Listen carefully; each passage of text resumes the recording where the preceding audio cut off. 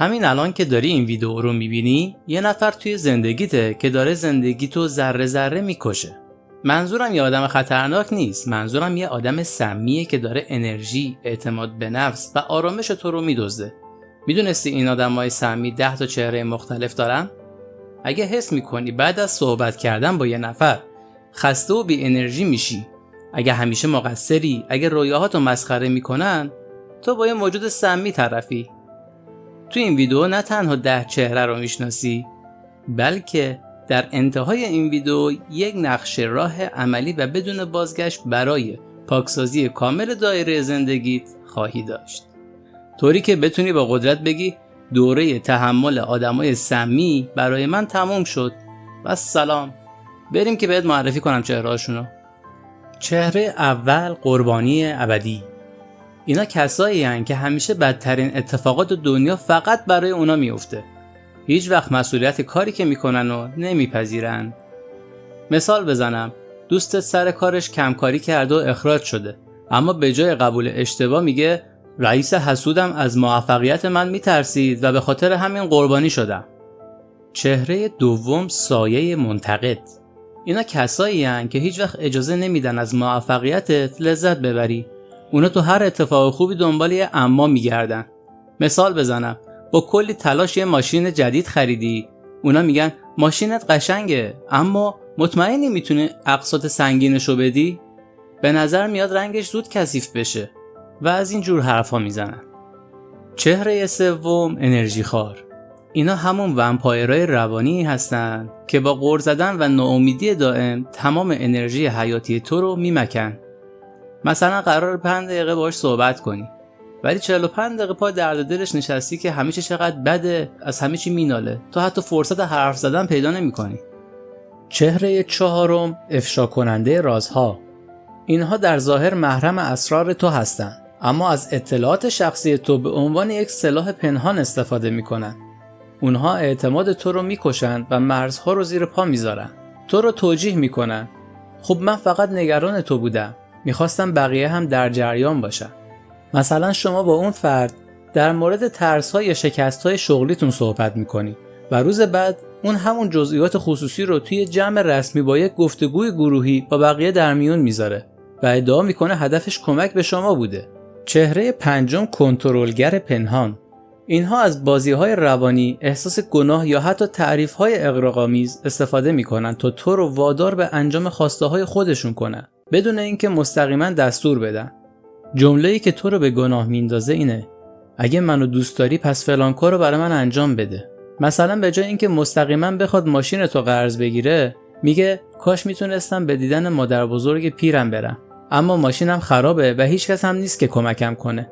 ولی اشکالی نداره، تو باید به کارهای خودت برسی. حالا فقط به این فکر کن که چند نفر دیگه مثل تو هستن که دارن زیر بار این آدمای سمی کمر خم میکنن. اگه این ویدیو رو لایک کنی باعث میشه این ویدیو به آدمای بیشتری نشون داده بشه تا اونا هم بتونن زندگیشون رو نجات بدن. بریم چهره‌های بعدی این آدمای سمی رو بهت بگم.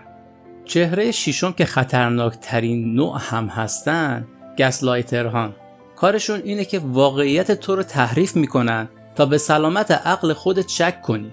اونا نمیخوان با تو بحث کنن، میخوان تو رو دیوونه کنن تا کنترل تو رو به دست بگیرن.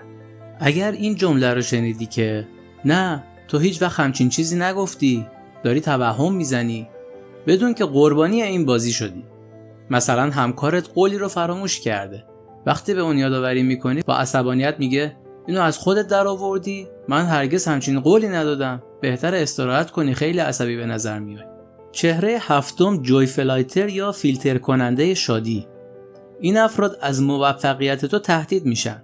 اونا متخصص خراب کردن لحظات خوب هستن.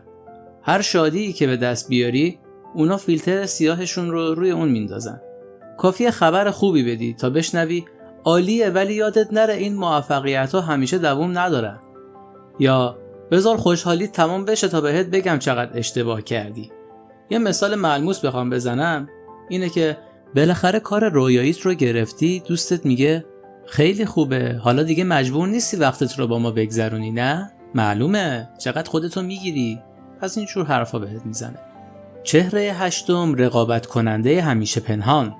برای این افراد زندگی یه مسابقه تموم نشدنیه. اونا هرگز نمیتونن موفقیت تو رو به رسمیت بشناسن، چون فوراً باید چیزی بهتر از اون پیدا کنن تا خودشون رو برتر نشون بدن. وقتی براش از چیزی تعریف میکنی همیشه میگه آره خوبه، ولی من هفته پیش فلان کار رو با پول کمتر و نتیجه بهتر انجام دادم. مثلا با افتخار عکس غذایی که پختی رو نشونش میدی. سری میگه قشنگه، البته من دیشب مال خودم رو پخته بودم که 2 ساعت کمتر طول کشید و سالمتر بود. چهره نهم سرد و گرم کن. اینا با مهربونی‌های کم و مقطعی شما رو توی یک بلا تکلیفی روانی نگه می‌دارن تا هرگز از رابطه‌شون خارج نشین. جمله‌شون اینه: مشغول بودم ولی تو همیشه برای من مهمی. اینو بعد از 3 هفته بی‌توجهی میگه. مثلا برای 3 هفته تماس‌ها و پیام‌هاتو نادیده میگیره و دقیقاً وقتی میخوای فراموشش کنی یه پیام پر از انرژی میفرسته: دلم برات تنگ شده بود، این هفته میبینمت، و دوباره محو میشه. چهره دهم قهرمان اجباریه. اینا همیشه میخوان تو رو نجات بدن. چرا؟ چون نجات دادن تو باعث میشه احساس قدرت کنن و تو رو همیشه مدیون و وابسته نگه دارن. جمله جادوییشون هم اینه: من اگه نبودم تو چی کار میکردی؟ یا باید خیلی از من ممنون باشی که کمکت کردم. مثلا مشکلی داشتی و اون کمک کرده. حالا هر بار که میخواید بحث کنید اون موضوع رو به رخت میکشه تا مجبورت کنه طبق میل اون رفتار کنی. حالا میخوام ازت سوال واقعا شخصی بپرسم.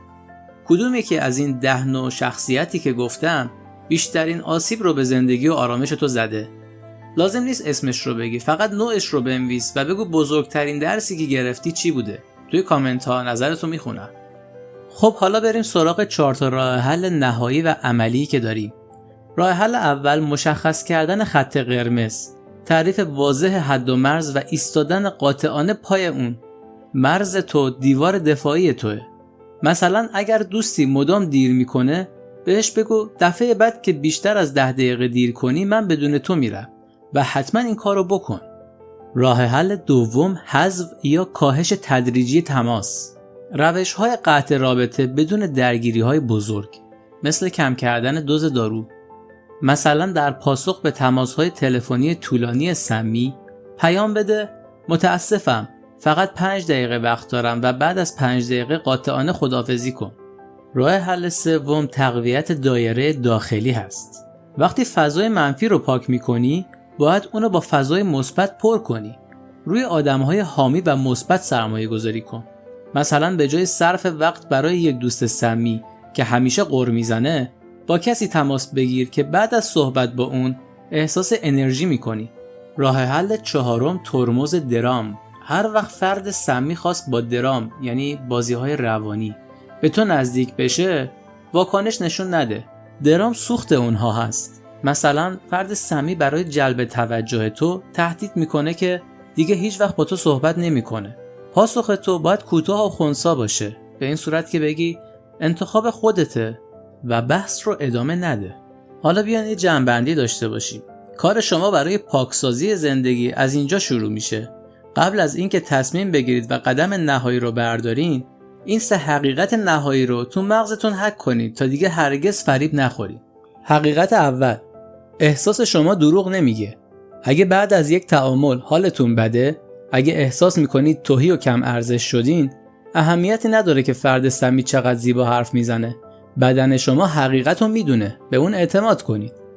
حقیقت دوم: مسئولیت احساسات اونها با شما نیست. آدمهای سمی برای شاد بودن به شما نیاز دارن. مسئولیت شادمانی و حال خوب هیچ کس روی دوش شما نیست. شما قهرمان اجباری نیستین. حقیقت سوم: رهایی. یک هدیه به خوده. شما با حذف اونها آدم بدی نمیشین، بلکه یه هدیه بزرگ به روح و روانتون میدین. این عمل از روی عشق به خوده، نه نفرت از دیگری. و حالا وقت عمله. تصمیم نهایی با خودته. یادت باشه آرامش تو از هر رابطه‌ای مهمتره.